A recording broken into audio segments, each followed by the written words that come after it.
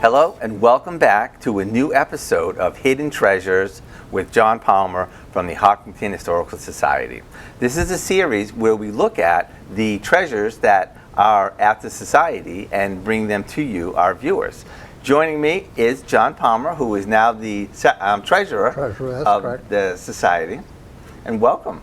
Thank you, and well, I'm glad to be here. Very happy to have you. It's been a little bit of a break. I was a president for a year, couple of years, and that was kind of overwhelming. And the Hidden Treasures got sidelined, but anyways, I'm back. When I was trying to get back into the swing of things, I didn't have an idea of what the subject will be for the next Hidden Treasures show. And one day it just dawned on me that we have this Hopkinton P of H Grange 173 material all over the building. It's the Grange. It was the Grange Hall before it was the Historical Society. And I thought I knew what the Grange was, but when I started delving into it, it was different from what I expected, and it was interesting, and I think you'll be interested in it. Unless you're an old-time farmer, you probably don't know much about the Grange. Anyways, our Grange in Hopkinton is called the Hopkinton P of H Grange 173. So P of H, I couldn't figure out what that was. It's patron of husbandry. So then I had to figure out what's husbandry. And I thought it had something to do with animals. Husbandry is actually growing of grain. So when we have and we have this poster in the hall. It's a sheath of grain, and so the Granges. That's the title of these farmers. They're called members of this organization. They're called Granges, and it's because they deal with grain. They're farmers of grain. Anyways, the Grange is it is now, and it was when it was founded, a national organization. It was founded right after the Civil War, 1867, I believe, and the first local Grange was in New York. We must have been the 173rd one. Our Grange in Hopkinton, the Hopkinton Grange, was founded in at the end of 1888. So the Civil War ended in 1865, and the first Grange was 1867, and the Hopkinton one comes along at 1888. So we've been in the Grange business for a long time. We're no longer in the Grange business. We have the Grange voluntarily went out of existence, and I'll talk to you about that in a few minutes. But it existed for over 100 years, anyways, in Hopkinton. It was originally rented space in the Odd Fellows Hall. That's the right today. It's probably where the church is beside the old Congregational church. I think it's I forget what the church is. One right beside the bank and Bill's Pizza. And that's about the location of the Odd Fellows Hall. And they, the Grange had they had meetings twice a month. Everything was scheduled. They and then I think it was in the year 1900, and I had talked about this before. The three great Hopkinton fires. Well, I think it was the 1900 fire wiped out that whole block of buildings where the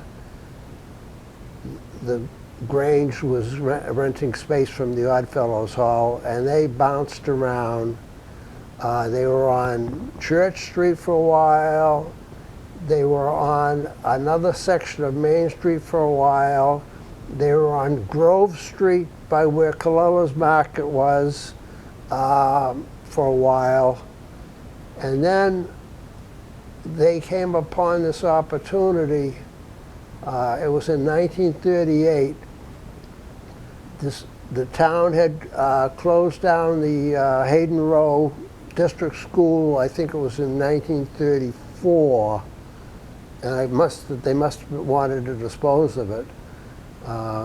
So the Grange bought the school from the town of Hopkinton in 1938 for the grand total of $300.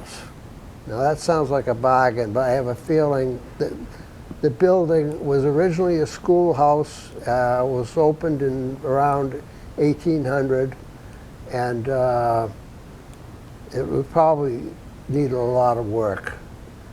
And I know the Grange is a social organization. They meet and talk about, they sing, they have programs, they do things, they cook. And I know they put in a kitchen there, so, and it's a big kitchen, and it's still there, and so I know they put some money out. So they were in more than $300, obviously, but anyways, they were there from 1938 until they went out of business, and that was in. I've got the date here. I want to get this correct because that's when the Historical Society bought the property from the Grange in 1991. So, and the when the Historical Society bought it, it was the Grange sign. This Grange sign that I showed you was on the outside of the building. All kinds of Grange memorabilia is in the building, and it was all there. So I made this little talk up to tell you about the Grange. I've got pictures. There's at least two people I know of that were members, and anybody that's been in the farming business in Hopkinton or was a farmer in Hopkinton for a long time, I'm sure was a member of this organization. Anyways, the organization was mostly social, fraternal, but they also they were organized by each town. I think there was at least two of them in Hopkinton, this Grange, and I keep seeing references to the Whitehall Grange, and the Hopkinton Grange 173 has never been described as the Whitehall Grange. So there was another Grange in Hopkinton. It must have been in the Lake Whitehall area. But each Grange was a separate entity, and they reported up through a state a master Grange at the state level. And then it went from the state level to the federal level. Anyways, when the Hopkinton Grange was founded, there was maybe 800,000 Granges in the country. Now remember, the country now, we're in the, after the Civil War, wasn't settled much west of the Mississippi. So it was in the eastern part of the country, and it was pretty agricultural. And it was ideal for formation of a society. And then they had a national headquarters in Washington. So at the state level and at the national level, there was some political work, not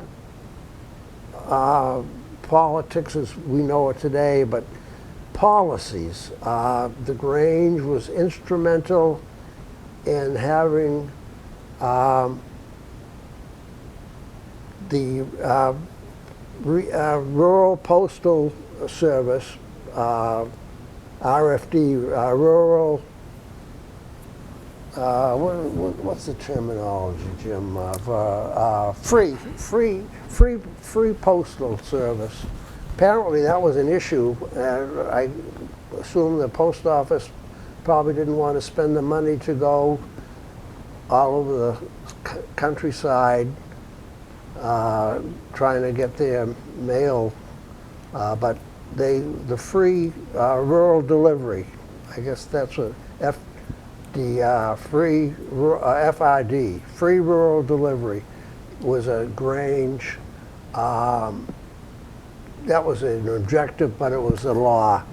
They also got a law passed for a Grange credit organization to get loans from the government. So they did some politicking, and that was part of it, but not at the local. At the local level, it was all social.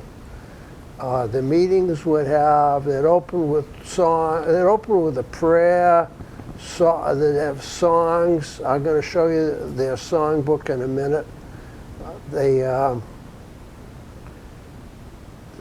had always had meals. They cooked there in the kitchen.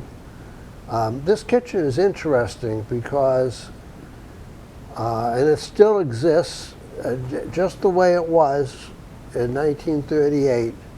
Is an old-fashioned propane stove. It's a monster. I think it still works, but I've never seen it in operation. But I think it still works. And then there's a soapstone sink that they installed, very nice sink. And we have a refrigerator there, so that's the historical societies, but they must have had a refrigerator.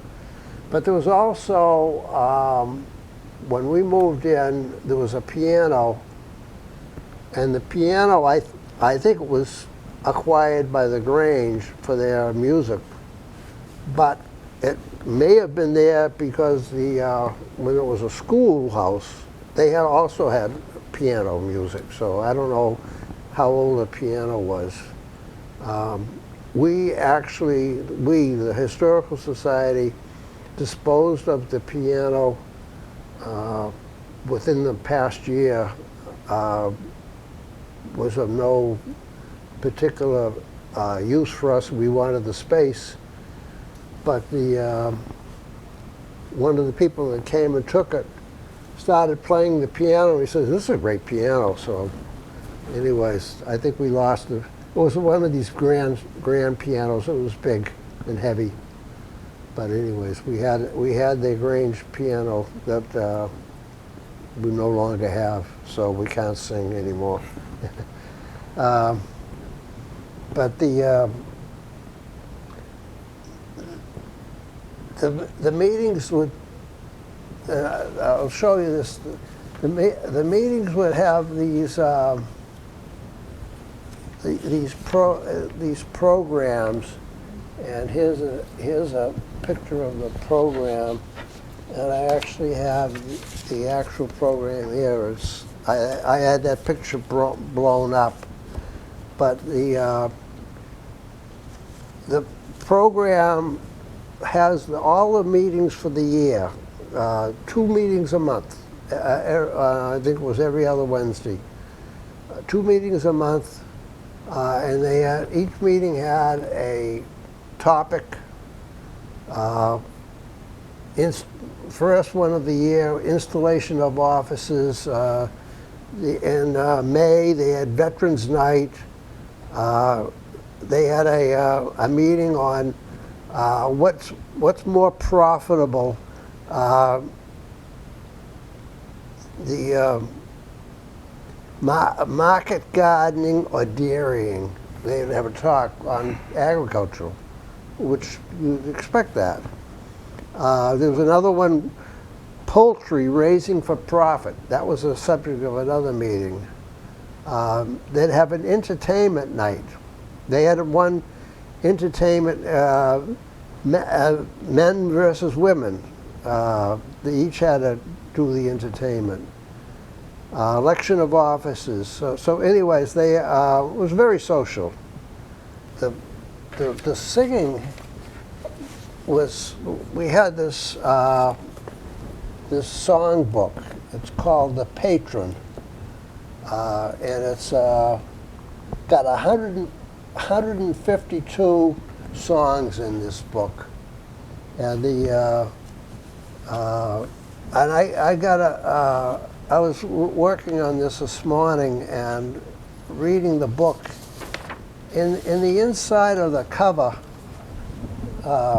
there's a preface, and I thought it was interesting. It said,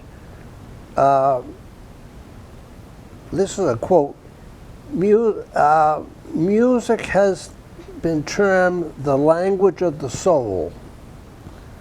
Harmony and cooperation have been developed across the nation by community singing and the use of music. The need for music in Grange ritualization became evident many years ago. So the Grange had discovered that music is important in harmonizing things. And maybe we could use some music today. True. Anyways, the song book has, as I said, 152 songs in it, and they're organized by subject. Some of them are patriotic. It's a half a dozen patriotic songs. There's others for rituals. The organization was structured following other organizations at the time, and I'm guessing 100 years ago, before much entertainment. You got your entertainment by going to these, joining these organizations, and that's how you learn what's going on in the world, and they use this ritual of degrees, and I don't really understand them, but there was I think after you were in the Grange for so many years, you were promoted from the first degree to the second degree, and I don't know, there were 7 degrees anyways, and it was a standard ritual that another organization used, and the Grange adopted it. And so it gets pretty complicated. I think if you were a Granger, you understood all of this, but then but there was, for each ritual, there's particular songs that are used. There's Christmas carols in here. There's a lot of religious songs. There's a lot of common songs. Some of them are, they call them rounds, like row, row, row your boat gently down the stream. That's a round. There's a group of those. And there's a large number of traditional old-fashioned songs. Very interesting. I don't know. I mean, this is a recent discovery by myself, and I don't know another soul that knows about this book. But I'm going to see if I can't get some more interest in it. On the national level, since the Grange organization has been around since 1867, it's had a large number of important people, noted members. I've just noted 5 of them that meant something to myself. But Norman Rockwell, the painter from Vermont, he's a Granger, or was a Granger. Eleanor Roosevelt, First Lady, she was a Granger. Franklin Delano Roosevelt, her husband, was a Granger. Harry Truman was a Granger. That makes sense because I know he was a farmer. And Norman Schwarzkopf from New Jersey, he was a Granger. But there was many others. Hopkinton had the Fitch family, and I don't know if we've had a show on the Fitches, but the second minister of the Congregational Church in Hopkinton was one of the Fitches. I think it was Elijah Fitch, and he was a member. He was, in fact, he was on the Hopkinton Grange. He was the master. The master is like the president. They call him the master, and so he would. He was a noted person on this program. There's a section that has the executives of the Grange. The offices of master. It was a Mr. Thompson. Treasurer was Irvin Wood. The chaplain was Elijah Fitch. Different important names in Hopkinton history.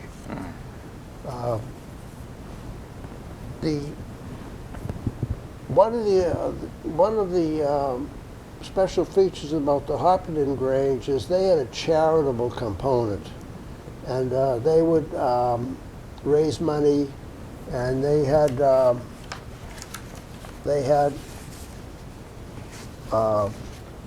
there's a picture here of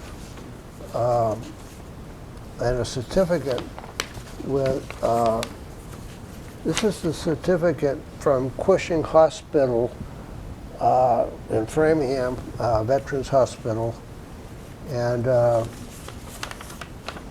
there's a photo of a group of Grange executives that made a donation to the Framingham Union Hospital. We have photos of certificates of longevity, I guess you'd call it. It's called a golden sheath certificate, but this one is for Doris Merrifield. It was originally Doris Wright, but she must have married Merrifield. That was Doris Merrifield. Dale Colella told me that her grandmother got a 50-year certificate. Her name was Nellie Pentheny. And apparently the Colellas, because they were farmers, Colella's farm, they were longtime members, and Dale has said that they have a lot of material, but I didn't get it before in enough time. I want to read you a note about the end of the Grange. This was September 1999. It says, this is a letter from Marion McIntyre, the secretary.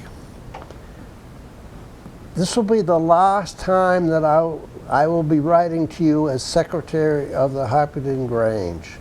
Deputy Roscoe Burnham will pick up our charter tonight, September 24th, 1990, so we will be officially out of business. Then it goes on, it says, this sort of reads like an obituary. It goes on and says that the real estate market is slow, and we have a septic system problem, and I think that, to me, that means they probably had a money problem. So she says, Marion says in her letter, that furniture and dishes and silverware were donated to the 4-H Center in Ashland and the 4-H camp in Ashby. The third-degree material went to the Lincoln Pomona Grange, number 17 of Lincoln County, Maine. And I don't know what third-degree material means, but it may be ornamentation. The members who were in the service and the frame with the serviceman stars, as well as the frame with award ribbons, the little house used to collect donations for the building fund, and a few other items have been or will be given to the Historical Society. I know we have the serviceman's frame. I don't know about the little house for the donations, but I suspect we have that too. But it gives you a little sense of, oh, then it says cash donations will be made to the Hopkinton Scholarship Fund, Hopkinton Library, Hopkinton Friends of Seniors, American Cancer Society, Metro West Hospice, Mass State Grange Educational Aid Fund, Salvation Army, etc. So they donated money. They sold it to us, the Historical Society, for $40,000. So I'm sure they used that to pay off loans and then whatever else they had to give away. Because I don't know whose money it would be. It's a group. But anyways, that was interesting. And we have a few pictures of members that were at meetings. And this picture here, we have on this panel here, we have John Wright, the master, Marion McIntyre, the secretary, and Emily Cole, the treasurer. Nellie Pentheny, Dale Danahy's grandmother, is this person right here. And so we have a few pictures. There's Alan Luke. I'm just looking at names that seem familiar to me. Bloomberg name, the Doris Merrifield name.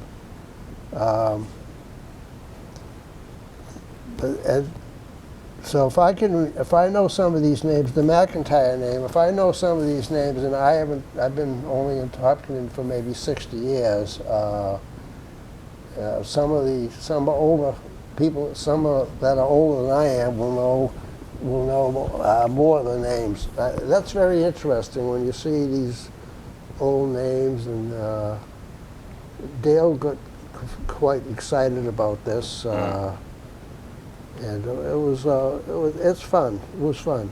It was a good organization, and the thing that I'm very impressed by, one of the rituals of the Grange organization is, in every Grange hall, you were supposed to have a display of farming tools. And lo and behold, on the wall of our building, there are old shovels, and there are these, and I didn't know what they were, but they were the display, the ritual display, showing that this was a Grange, what the Grange put up on the walls.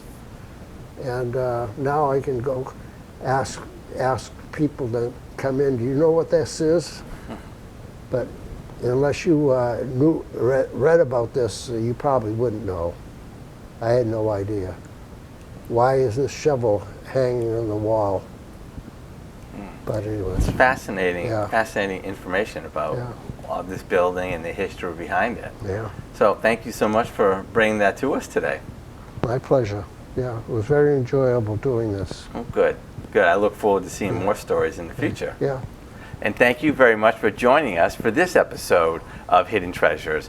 And I hope you stop by the Historical Society's building and check out the artifacts and the history behind the building and behind Hopkinton. Until next time, I look forward to seeing you on Hidden Treasures.